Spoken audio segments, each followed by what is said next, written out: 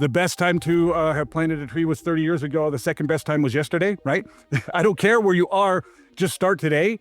If you could have been there a month ago, a year ago, that's great. But if not, start today. And if it takes 3, 6, 9, 12 months, that's all right. Those things are going to get you closer to where you need to be. Welcome to Keep It Local, a podcast of the Local Media Association. The Local Media Association is intensely focused on helping local media companies discover new and sustainable business models. Welcome to Keep It Local. My name is Ryan Welton with the Local Media Association, and today it is my extraordinarily privilege to be joined by Todd Handy, one of the board of directors for the Local Media Association. Welcome, Todd. Thanks, Ryan. I'm glad to be here. Today, we're going to talk about a report that Todd has written for the Local Media Innovation Alliance. But before we do that, I want to tell you just a little bit about Todd and then have Todd tell us a little bit about himself. Todd has a distinguished local media career and has been part of the Local Media Association for some time, but he's also leading a company called Disruptive Impact. So the first question is going to be the easiest one here. Todd, tell us about yourself, tell us about your local media career, and tell us about Disruptive Impact. Sure, Ryan. Well, my career has zigzagged through media and SaaS and digital transformation. I've spent the last 16 years helping media companies build new revenue streams and navigate disruption. Been through this consultancy, Disruptive Impact. I work with publishers on growth strategies in digital infrastructure, dual transformation, innovation, and so forth. But I honestly think that part of the passion for this work comes from my own life experience. I've had to reinvent myself a few times in my career and in the things that I do personally and professionally. And I think that's very relevant and why I'm drawn to it, because media companies need to reinvent themselves. And I think it's not just possible, I think it's essential, especially in the media industry. How did you get involved with Local Media Association? How long have you been with LMA? I've been on the board since 2020, but I've been involved with the LMA since I think 2012. It was back when it was Suburban Newspapers of America, and Nancy Lane brought folks on, I think probably what was the precursor of the very first innovation mission here to Salt Lake City to visit us at Deseret Digital Media when I was there. And that began what has been, I would say, a lifelong, but it hasn't been quite that long, but it feels like that. Great association with the Local Media Association, and my opportunity to have been able to attend a lot of the events, speak at a lot of the events, represent Deseret Digital Media in the industry, represent the LMA, and I've been a proud member of the board and engaged for so many years. It's been great for me. I know, and you know, the LMA events are the absolute best. I just got back from LMA Fest, and even though I was in a capacity of employment, I was working, it was still very gratifying, and I learned a ton there.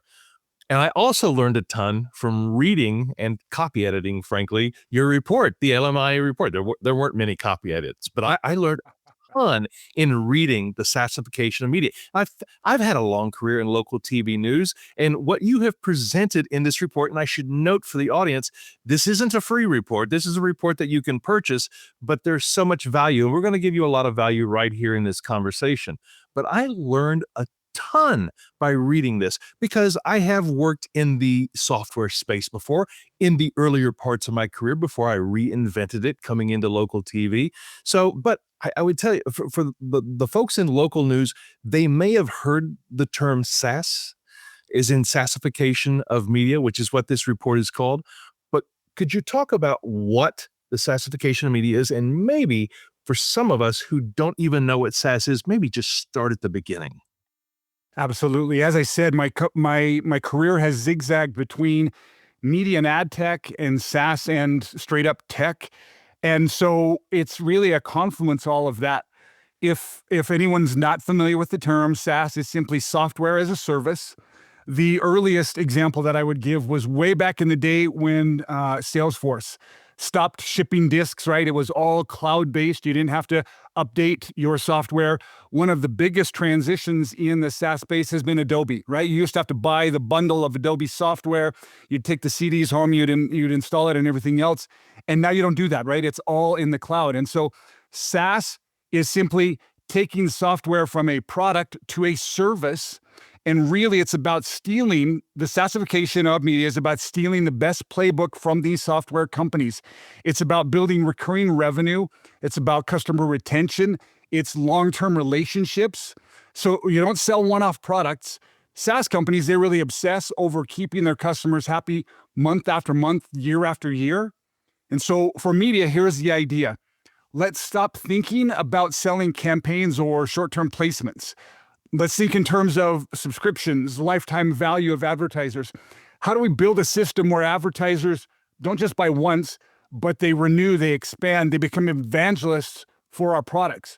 That's really the base idea of the SaaS-ification of media, applying SaaS principles to build more durable and predictable revenue streams.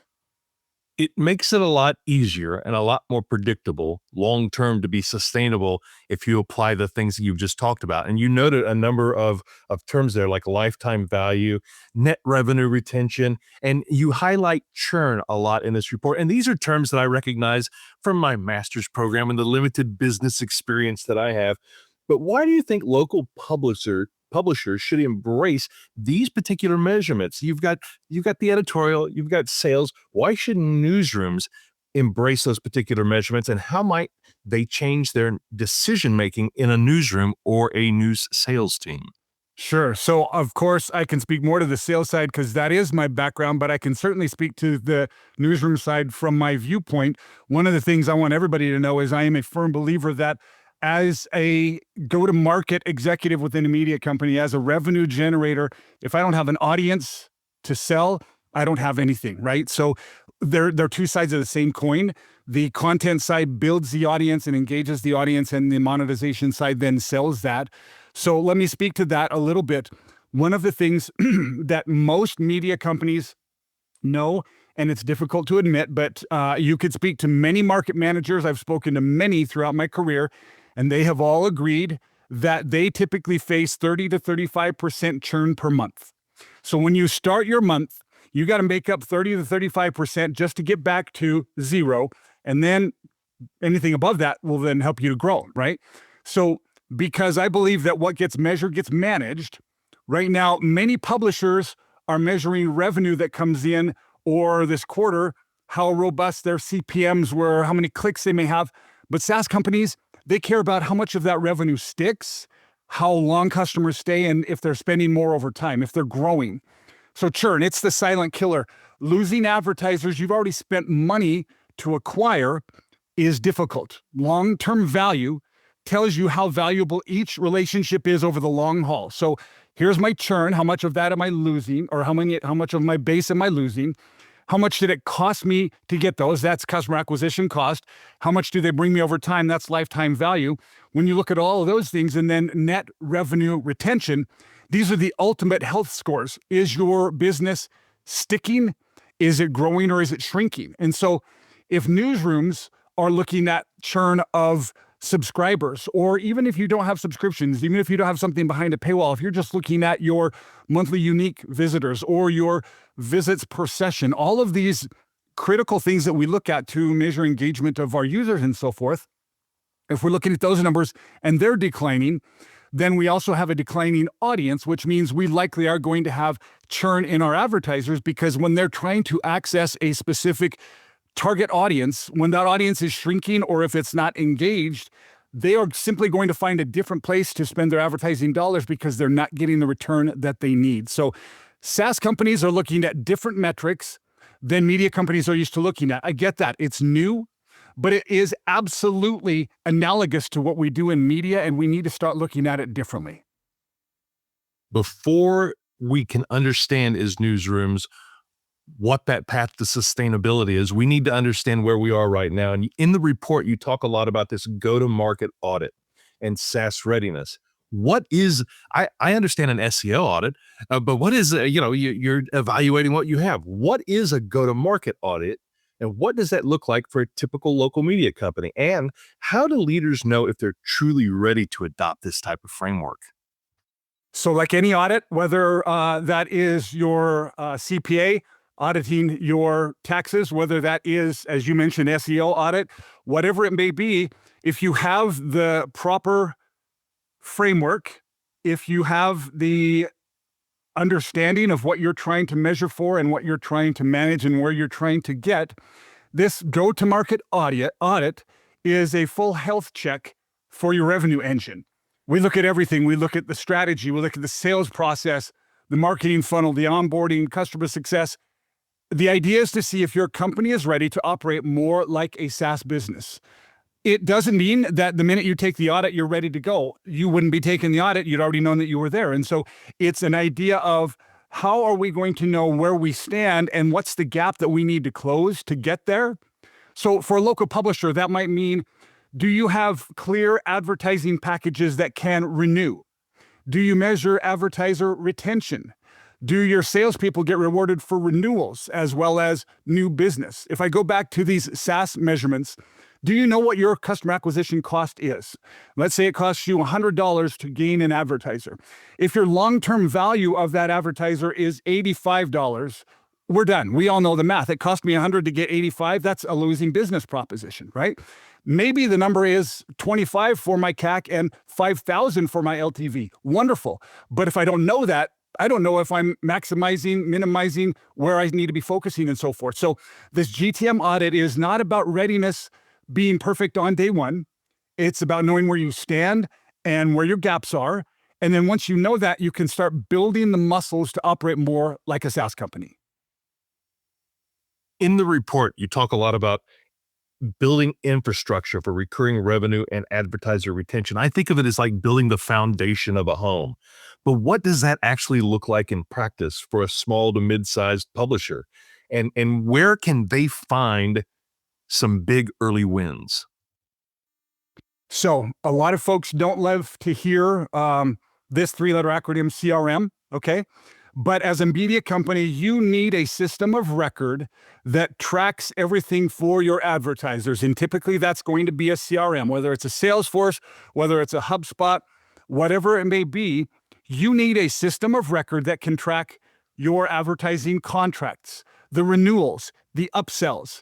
If you want to be able to measure gross revenue retention and net revenue retention, you need to have something that's going to show you month over month, year over year, what that base looks like, if it's shrinking, if it's growing. So this system of record is going to be able to help you to create clear advertiser journeys from the onboarding of the advertiser to reporting to renewal conversations, getting ahead of the curve. I've had sellers over the years say, yeah, I didn't want to call him because I knew he wasn't going to renew. And my point is, okay, if you don't call him, that means he's going to not renew, right? He's still going to not renew. You need to know that and be having those conversations. Because if you're starting the month with 30 to 35% churn and you're not getting the renewals, you're fighting month after month just to stay above water. You're nearly drowning. You're keeping your head above water, right? So you need to train your sales team to think about relationships, not just transactions. So for small to mid-sized publishers, the biggest early win is putting some packaging together, right? Not just a campaign that will be 30, 60, 90 days and then done. It's moving out of scattered campaigns into bundled solutions and to ongoing programs. A local growth package that includes digital ads, sponsored content, social boosts, and by the way, traditional advertising as well. If you're a radio, TV, or newspaper company, it's your endemic advertising also. It's not just digital, because we know that digital or traditional oftentimes will work even better. So it's all of that on a 12-month plan. And you've gone from a one-time campaign into a subscription-style relationship. You've gone from 30 days of revenue to MRR, monthly recurring revenue, and ARR, annual recurring revenue. That's where the magic starts to happen. So suppose that local media leaders take this framework seriously, as they should. And let's break out the crystal ball. What impact could the SaaS-ification of media have on the entire industry 5-10 years from now? And conversely, what happens if they ignore what you're saying? You're preaching to the choir and me, but you've got newsrooms out there that need to adopt this. What could the industry look like in terms of sustainability 5 years from now? So crystal ball is always scary. As with any hypothesis, all things being equal, because we don't know what else is going to happen. If publishers embrace this, we could see a completely different landscape. Balance sheets that are healthier, more predictable revenue, less pressure to chase every RFP that comes along and an LTV that isn't greater than a CAC and that's going to give you a negative return on that advertiser. Advertisers would feel more like true partners, not just customers. Newsrooms would benefit from the stability because revenue isn't swinging wildly month to month. I can tell you that having been in media companies for so many years, the CFO often is looking for the first of the month and the 15th of the month a forecast for what you're going to do. So you start the month saying, here's what we're going to do. 2 weeks later, the CFO says, okay, now where are you? And you got to go back and do it again. And then at the end of the month, you determine where you hit on those two forecasts. If you've got a system of record in place, if you've got monthly and annual recurring revenue, if you're measuring your renewals, if you know what your churn is, literally the CFO can go in at any time and determine what the forecast is because it's all part of the system of record. And you will know what's going to churn this month. What's our retention rate? Okay, some of it's going to fall off. What is our new logo sales that's coming in and so forth, right? So it's going to change the way we look at things. Conversely, in this crystal ball, if we ignore it, we already know what the story has been and will likely continue to be. It's declining ad dollars. It's constant churn. It's more consolidation and probably more closures. I'm not trying to be doom and gloom, but it's an inflection point. The SaaS-ification framework is one path to avoid a slow bleed and to build something sustainable. So let's say that there is a newsroom out there that maybe isn't at the point of sophistication that some other newsrooms are, and they want to try a go-to-market audit, and maybe they don't have a CRM, or maybe they're not satisfied with their CRM. How long of a process is it from start to not necessarily finish? Because I don't feel like it's ever really truly over. You're always auditing, but from the start, how long does it take a newsroom to do a go-to-market audit? And if they're not really, do you have any recommendations in the CRM space? Is there one in particular that newsrooms ought to be looking at? So it's a great question. And the gold standard is always Salesforce, but Salesforce costs the most, right? HubSpot is a lot more accessible, but it even is, frankly, growing from an expense standpoint. I'll be completely honest, it's less about which one, and I could certainly go on about a whole bunch of different ones that I've implemented, and more about having one, okay? I don't even know if this one exists anymore, but years ago, the Radio Advertising Bureau had one that they had in place, right? It doesn't matter to me which one it is, it's having it, because it's having a system of record and the discipline. So have something in place, one of those brands or another one. And then to your question about how long it could take, I'll be honest, it's probably 6 months to a year, right? Can it happen faster? Sure. But the thing is, it's how many of those there are 6 different areas in the GTM audit, and some of those are going to go at a different pace. But every one of those that you start to nail that gets you ready to be like a SaaS company gets you that much closer to the sustainability. So it's how does it go? The best time to have planted a tree was 30 years ago. The second best time was yesterday, right? I don't care where you are. Just start today. If you could have been there a month ago, a year ago, that's great. But if not, start today. And if it takes 3, 6, 9, 12 months, that's all right. Those things are going to get you closer to where you need to be instead of us chasing our tails and being where we are now. It's a different mentality. And I love what you said just now. You said, I don't care where you are. You're more concerned about where newsrooms are headed. Let's say there's a new newsroom out there that listens to this podcast and they're interested in this full report. It's available on the local media association website. But let's say they wanted to get in contact with you. Is this something that Disruptive Impact offers as a service? And if they wanted to get in contact with you, what's the best way? So absolutely. First and foremost, anyone who's interested in the GTM audit, I'll email it to you for free, or I can show you where you can download it. You can get a hold of me on LinkedIn, or you can email me at todd@disruptiveimpact.co. So the 2 words together, disruptiveimpact.co. If you email me, I'll send you the GTM audit. I'm happy to do a 30-minute call with a media company to walk through the framework. I don't need to charge for anything like that because I want you to know what the rubric looks like, what the measurements are, and to get your head around that. If you want to spend some more time on it, sure, we can certainly talk about that. But here's the idea. The SaaS-ification of media is certainly a framework, and it will sound like a lot of buzzwords. It'll sound like a lot of shiny frameworks and so forth. if you aren't familiar with the SaaS industry, but I'll put everybody to the test. All of these buzzwords that you think you've heard, CAC, LTV, GRR, NRR, churn, all those things, go ahead and Google them. You'll see that those are absolutely the core metrics in SaaS. And so while it may sound new to a media company, just like a SaaS company would say, what's a lead? What's a graph, right? We are thinking about these as something that's new and shiny, but it's not. It's absolutely what SaaS companies have built their survival on. And more than that, it's how they've become sustainable.